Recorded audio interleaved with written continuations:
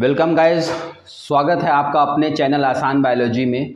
मैं डॉक्टर नूरुल आज आपको आसान बायोलॉजी में सेल संरचना, कोशिका संरचना, सेल स्ट्रक्चर के बारे में बताऊंगा। और study of cell is called cytology. तो आज हम साइटोलॉजी की बात करेंगे। साइटोलॉजी में कैसे सेल को सबसे पहले इंसानों ने देखा अपने आँख से माइक्रोस्कोप के ज़रिए, तो इसके बारे में आज बात करेंगे। साइटोलॉजी बहुत ही इम्पॉर्टेंट पेपर है, इम्पॉर्टेंट टॉपिक है आपके पेपर में। आप या तो 11th के स्टूडेंट होंगे या फिर 9th के स्टूडेंट होंगे या नीट की तैयारी कर रहे होंगे। नीट में ये बहुत इम्पॉर्टेंट टॉपिक है। 5% क्वेश्चन इसी टॉपिक से आते हैं। और ये चैप्टर अगर आप एनसीईआरटी किताब देखेंगे तो चैप्टर पेज अगर 125 खोलेंगे आप, वहाँ से चैप्टर 8, 9 और 10। चैप्टर 8 है cell the unit of life, 9 है बायोमॉलिक्यूल और चैप्टर नंबर 10 है आपके सेल डिवीजन। ये 3 चैप्टर साइटोलॉजी के अंदर आते हैं। इसका अगर आप डिटेल में स्टडी करेंगे तो आपका 5% जो क्वेश्चन नीट में आएगा वो आप आसानी से कर सकते हैं। तो इसके बारे में हम आगे जानेंगे कैसे इंसानों ने सबसे पहले सेल को, कोशिका को देखा था। इसको जानने से पहले हमें थोड़ा माइक्रोस्कोप के बारे में जानना पड़ेगा कि माइक्रोस्कोप का आविष्कार कैसे हुआ।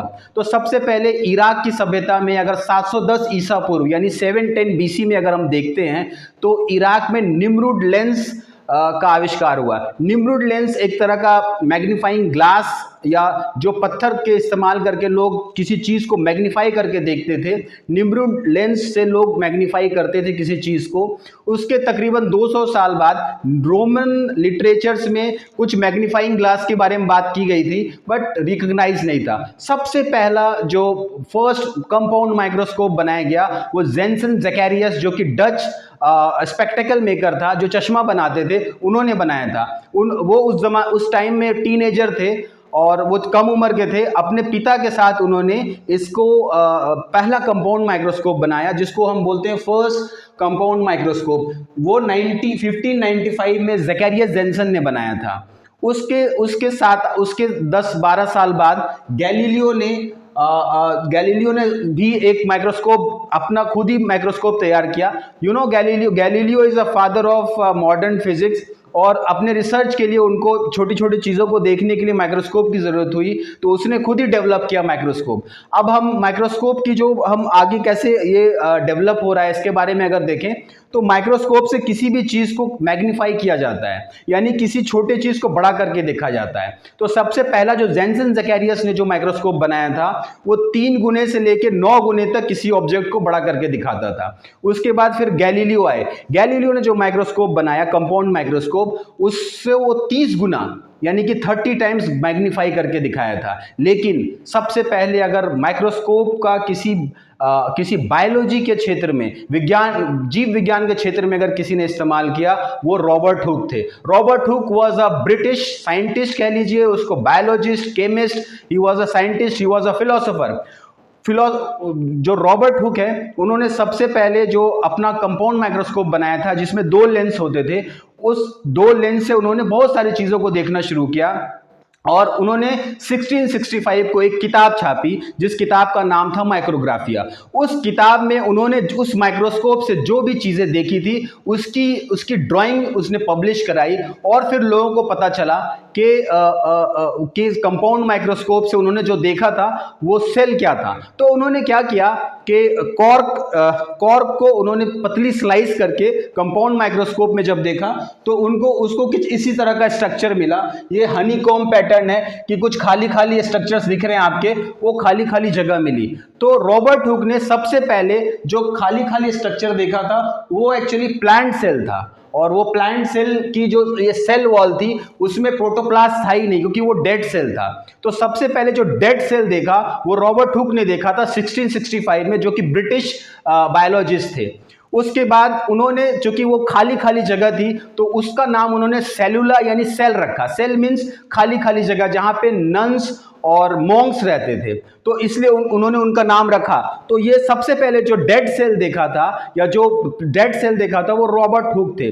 उसके बाद रॉबर्ट हुक की जब माइक्रोग्राफिया किताब छपी, उसके बाद लोगों के अंदर क्यूरियोसिटी बढ़ी सेल के बारे में। तो पैरेलली एक डच ड्रैपर था जो कपड़े का व्यापारी था, उसका नाम था एंटन वॉन ल्यूवेनहॉक। वो एक कपड़े का व्यापारी था, वो अपने कपड़े की क्वालिटी को देखने के लिए मैग्नीफाइंग लेंस का इस्तेमाल करता था, लेकिन उसको उसमें मजा नहीं आया देखने में। तो उसने खुद ही अपना एक माइक्रोस्कोप डेवलप करने की कोशिश की और उसने 2 इंच का एक माइक्रोस्कोप बनाया, जिसमें उसने शीशे को पिघला करके एक माइक्रोस्कोप बनाया और उस माइक्रोस्कोप की जो मैग्निफिकेशन पावर थी 275 टाइम्स थी, यानी किसी भी चीज को 275 गुना वो बड़ा करके दिखाता था। तो एंटन वॉन ल्यूवेनहॉक जो कि फादर ऑफ माइक्रोबायोलॉजिस्ट है, जो माइक्रोबायोलॉजी के फादर है, वो उन्होंने सबसे पहले पॉन्ड के वाटर को अपने माइक्रोस्कोप में देखा और उसके बाद उन्होंने उनको छोटे छोटे बैक्टीरियाज और प्रोटिस्टाज और जो भी ऑर्गेनिज्म है उनको दिखाई पड़े।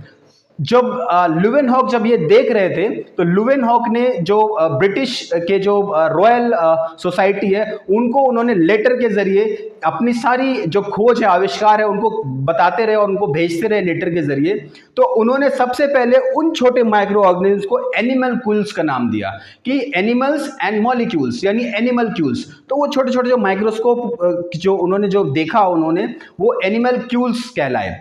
तो बात यही शुरू होती है कि एंटन वॉन ल्यूवेनहॉक जो है वो सबसे पहले साइंटिस्ट था जिसने किसी लिविंग सेल को देखा था। और उसने अपने लिविंग सेल में उसने क्या क्या देखा, उसने स्पर्म को देखा, उसने ब्लड सेल को देखा, he first saw the blood cell, फिर उसने बैक्टीरिया को उन्होंने देखा और उसके बाद एंटन वॉन ल्यूवेनहॉक ने इन सारे रिसर्चर्स को रॉयल सोसाइटी ऑफ ब्रिटेन में भेजा और वहां के साइंटिस्ट जब इस पे बिलीव नहीं किए तो एंटन वॉन ल्यूवेनहॉक को अपना जो माइक्रोस्कोप है वो उनको दिखाना पड़ा। तो यहां से जब माइक्रोस्कोपी धीरे धीरे आगे बढ़ी तो सेल के बारे में हमें पता चला। तो सबसे पहले जो सेल को देखा था उसने रॉबर्ट हुक ने देखा था, जो कि खाली खाली जगह थी, उसमें किसी में तो रॉबर्ट हुक ने जब सेल देखा था तो उन्हें यह लगा कि जो सेल है ये वाटर का ट्रांसपोर्ट करता है, कि कुछ में खाली जगह थी और कुछ में वो पानी से भरा हुआ था। बट सबसे पहले जो रॉबर्ट हुक ने देखा था वो प्लांट सेल था और जो सबसे पहले एंटन वॉन ल्यूवेनहॉक ने जो लिविंग सेल देखा था वो एनिमल सेल था। तो इस तरह से सेल के बारे में लोगों को पता चला। तो मैं आपको ये बताना चाह रहा था कि ये जो सेल है ये एक फंक्शनल यूनिट ऑफ लाइफ है। एक ह्यूमन बॉडी के अंदर तकरीबन 37 बिलियन सेल्स होते हैं, यानी 37 बिलियन सेल्स होते हैं और half of the cell blood molecule में होता है। तो ये थोड़ी सी हिस्ट्री थी सेल के बारे में कि कैसे सेल और कैसे माइक्रोस्कोप और सेल के बारे में हम जानना शुरू किए। अगले वीडियो में आपको आपके सेल थ्योरी जो सबसे पहले श्लाइडन एंड शॉन और उसके बाद फिर रॉबर्ट ब्राउन और उसके बाद रोल्फ विर्को ने जो एक सेल थ्योरी बनाई थी उसके बारे में बात करेंगे। हमारा ये तरीका है कि आपको छोटे छोटे वीडियो के जरिए आपको कहानी की तरह बना करके बायोलॉजी को बताऊं ताकि आपको समझने में आसान हो। तो आप बने रहिएगा, अगला वीडियो अपलोड करूंगा जिसमें सेल थ्योरी, सिर्फ सेल थ्योरी के बारे में बात करेंगे। फिर उसके बाद हम यूकैरियोट्स प्रोकैरियोट्स के बारे में बात करेंगे। फिर उसके बाद यूनिसेलुलर और मल्टी सेलुलर ऑर्गेनेल्स की बात करेंगे। उसके बाद डिफरेंट सेल ऑर्गेनेल्स के बारे में बात करेंगे। फिर आगे चल के हम बायोमॉलिक्यूल्स और अल्टीमेटली फिर सेल डिवीजन की बात करेंगे। तो हर टॉपिक्स को छोटे छोटे वीडियोज में बना करके एक इंटरेस्टिंग वे में आपको बताने की कोशिश करेंगे। इसलिए आपसे अनुरोध है कि आप इस चैनल को बने रहें, अगले वीडियो का वेट करें और इसको सब्सक्राइब करें और शेयर करें और wish you all the best. Will come out with the cell theory. अगले बार सेल थ्योरी लेके आएंगे, बहुत आसान तरीके से आपको बताएंगे कि सेल थ्योरी क्या है। Thank you.